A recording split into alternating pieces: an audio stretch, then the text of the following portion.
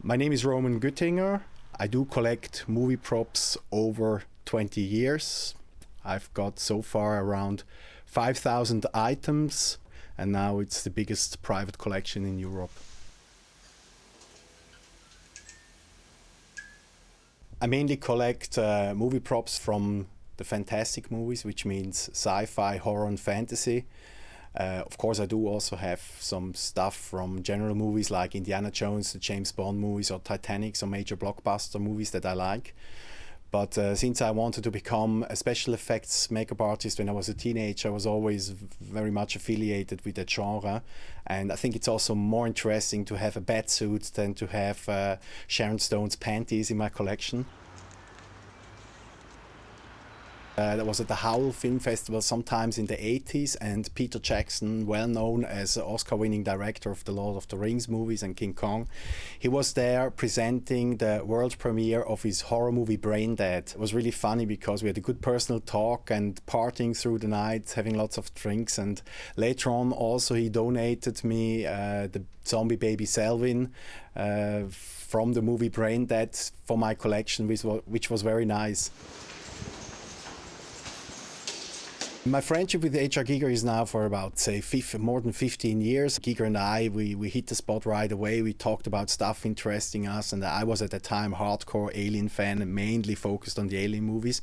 And then afterwards it became more kind of like a really personal friendship, and that's still going on. People actually ask me often which item is my most favorite item, and it's difficult to say because there are lots of items which I consider favorites.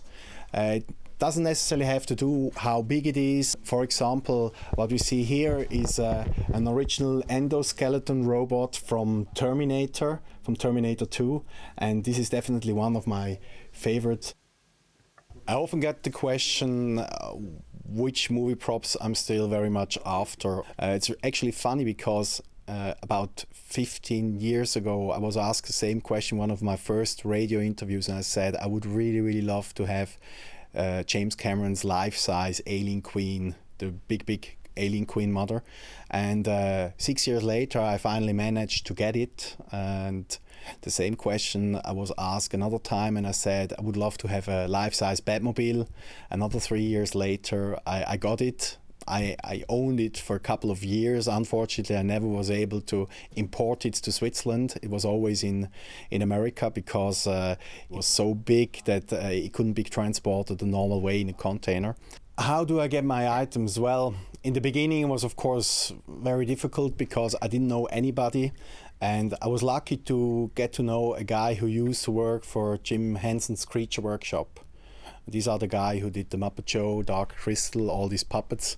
So he sold me a couple of things, and pretty fast it made the rounds that there's a crazy Swiss guy buying everything, and people started to clean down their cellars and their attics and to look what's there that they could sell and make some profit out of it.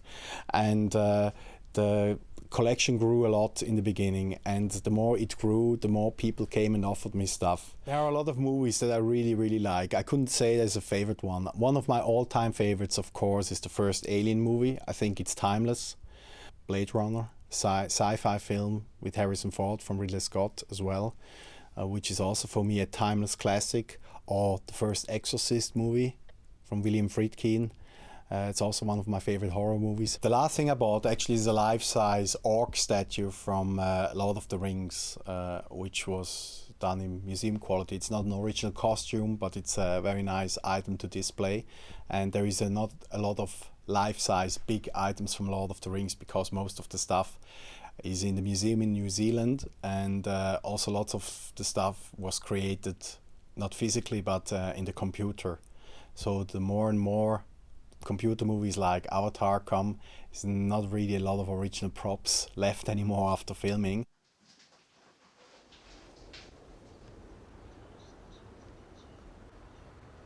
But I don't think that I could ever stop collecting. Even if somebody would come and would buy this for, I don't know, 2 million or something, I would probably continue to collect.